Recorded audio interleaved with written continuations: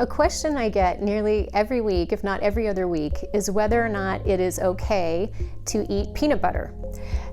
Some practitioners will say absolutely no peanut butter for clients, and other people will say peanut butter is just fine.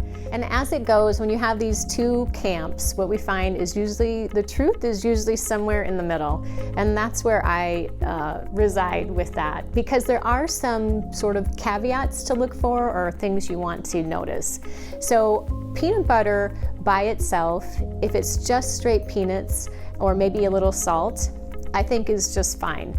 Now, the peanut butter typically you find though today is full of hydrogenated oils or oxidized oils and added sugar and sometimes preservatives. So we don't want that in our peanut butter. So when people enjoy peanut butter and want to use that as a snack or just some protein, I always recommend getting the kind that only has just peanuts or maybe a little bit of salt, whether it's sea salt or regular salt. And the only brand I know of, locally at least, is Smucker's. So if you're buying some of those other fancy brand names, make sure you look at the label, because we don't want to be adding the added sugar. Now, there's another thing that people worry about with peanuts is that they ask me a lot about the mold in peanuts, because peanuts have been known to have what's called aflatoxin, and that is something that is released from mold spores, which is carcinogenic and is something to worry about. However, typically peanut butter doesn't have high aflatoxin loads, although it does often have some aflatoxin. Now, why that comes about is because of the shell itself and the peanut inside. When it's contained like that, if it's exposed to any moisture, you can kind of see how mold could grow inside that shell.